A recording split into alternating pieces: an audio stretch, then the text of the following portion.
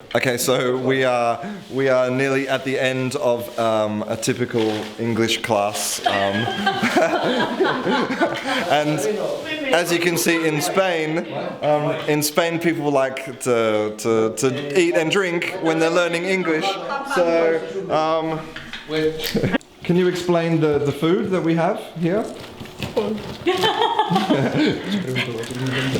We have chorizo and cheese. Okay, chorizo and cheese. And cheese, bread. Good. Tortilla de patatas, Okay. española. Wine, red wine. Beer. Empanada. Empanadas like a Spanish pie. No. Spanish pie. Yeah. Spanish? Spanish pie. Estos son gambas, son langostinos. Yeah, prawns. Prawns with potato. Potato, yeah. And Fried potatoes. ahí hay calamar. Calamar no sé cómo es. Octopus.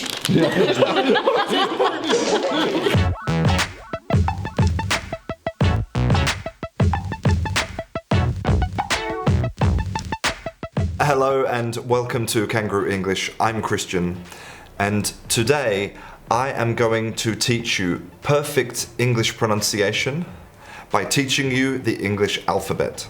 So you know and I know that English pronunciation can be really difficult. And one of the reasons is because English is not phonetic. So the way that the words are written doesn't always correspond to the pronunciation. So now I'm going to ask you a question. How many letters are in the English alphabet? 26, right? Well, what if I told you that there weren't 26 letters in the English alphabet? That in fact there are some letters missing and other extra letters that you don't know about. And that these letters are the secret to perfect English pronunciation. The English language wasn't always written with the Latin alphabet, the modern alphabet that we have today, A, B, C, D, E. English was written in runes, okay? So this is actually the Old English alphabet, and this is called Futhark, because of the pronunciation of the first letters of the runic alphabet. Futharc, or K, Futhark. You'll probably notice that some of the letters look familiar, like this is similar to an F, and this is very similar to an R. Here we have a B. Down here you can see the letter T, and then due to historical reasons the Anglo-Saxons adopted the Latin alphabet that we have today. But some of the Latin letters didn't correspond very well to the runes that the Old English were using. And understanding this difference is the key to understanding modern English pronunciation. So in 1714, after the Anglo-Saxons had adopted the Latin alphabet, John Fortescue wrote this. This is to translate the Anglo-Saxon alphabet into the modern English alphabet. And if we start to read the alphabet, we will notice some very interesting things. Like, for example, there's no J, there's no Q, there's no W, and there's no V. So first let's talk about the missing letters in the Anglo-Saxon alphabet. The first letter missing from the Anglo-Saxon alphabet is J. Okay? And this represents the sound J. Okay? But when Anglo-Saxons wanted to write the sound J, they would use CG or DG. Okay, so let me give you two examples. So this word, okay, This word from Old English in modern English is hedge. Okay? And a word which is the same in Old English and modern English would be edge. And this explains why sometimes when you see a G in a word, the sound is not G, like girl or go. The sound is J. So where did the J come from? Well, it was introduced by the French. So sometimes the French would substitute the DG or the CG for an I. So, for example, a name like Joshua would be written Joshua. And the pronunciation would be something similar to Joshua, Joshua.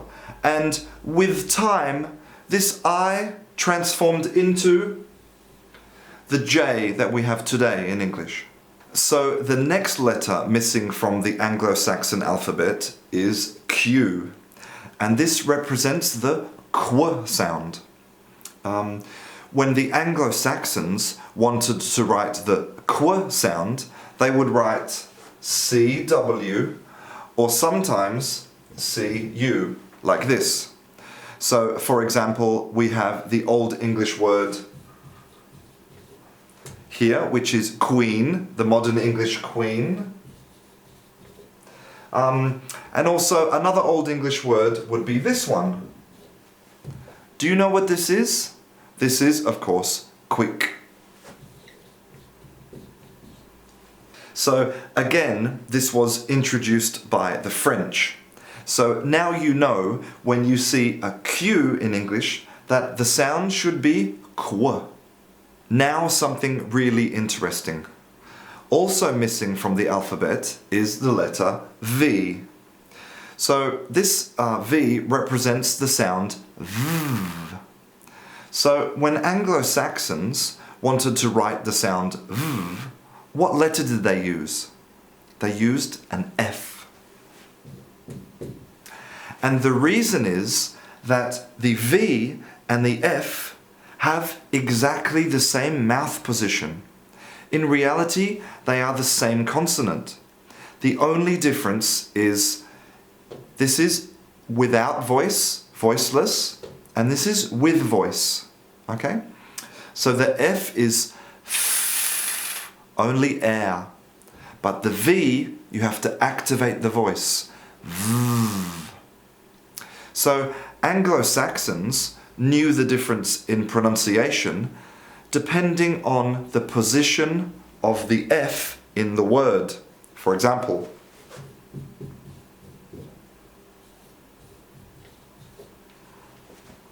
this word hasn't changed in modern English. This is full.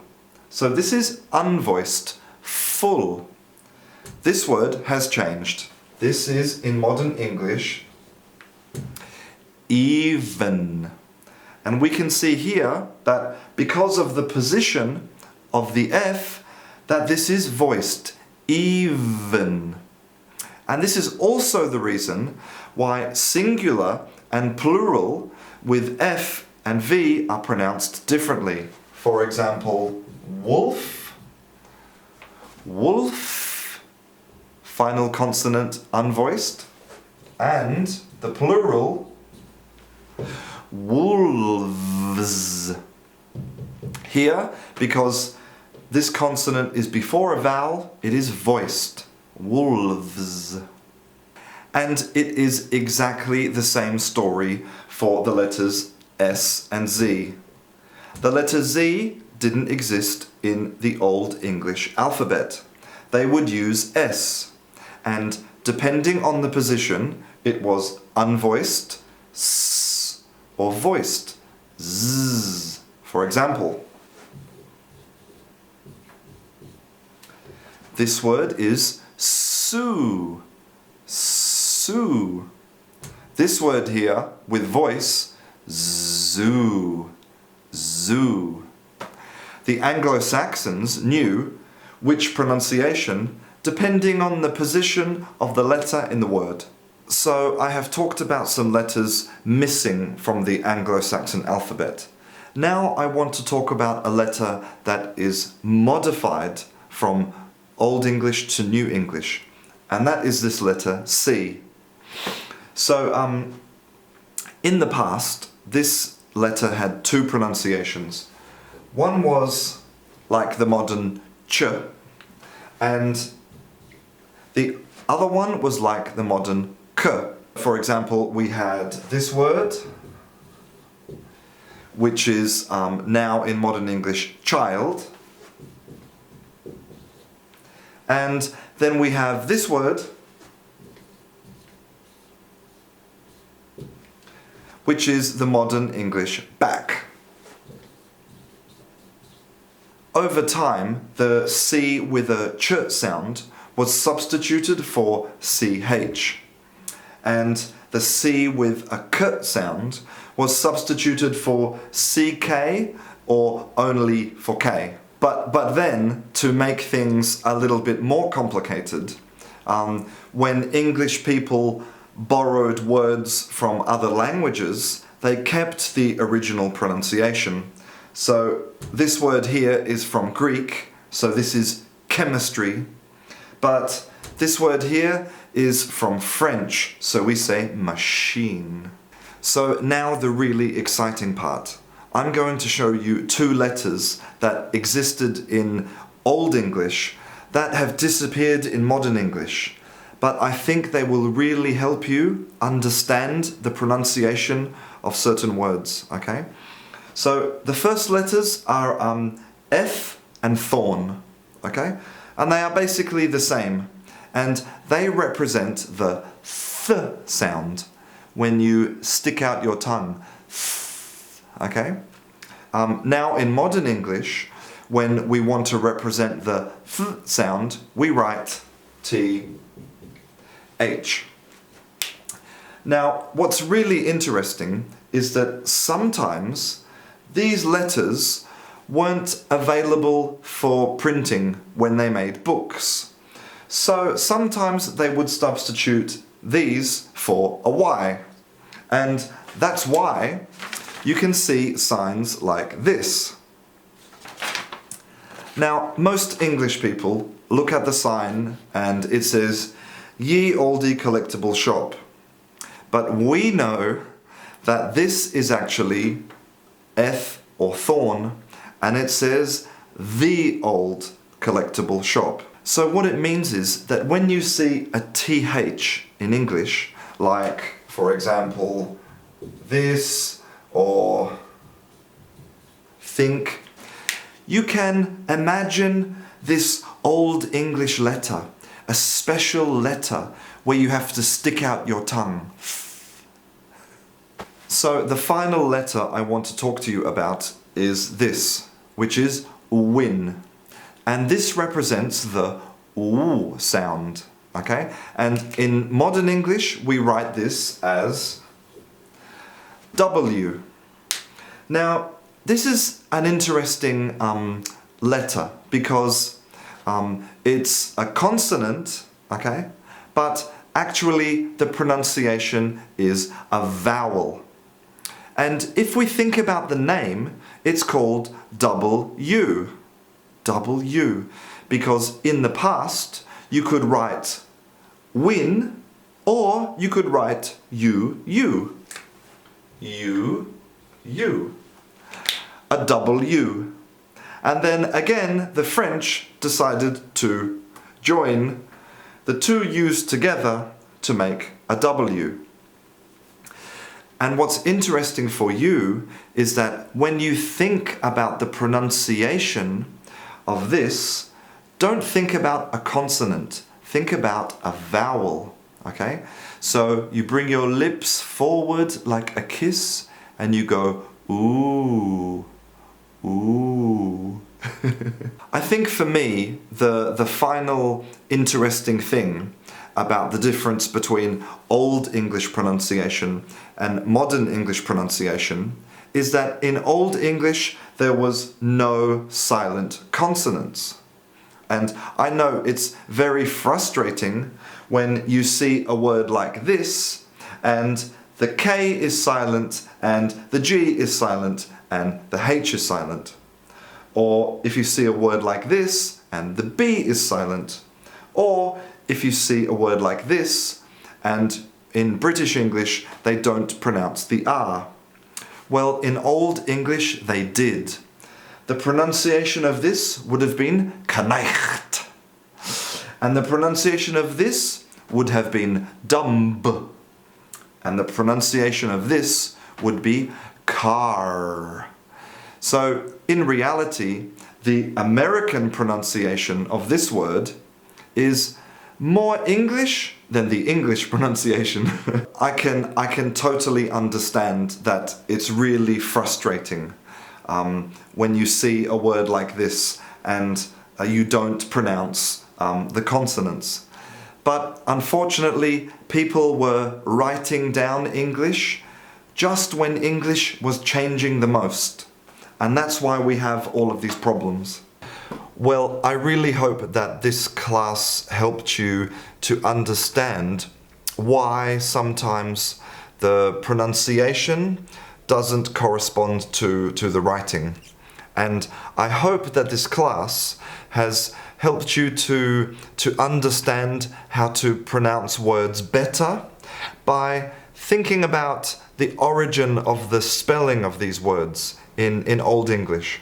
If you would like to see any more videos about the English language, grammar, vocabulary, pronunciation, etc., then don't forget to subscribe. I'm Christian, this is Canguro English. I'll see you in class.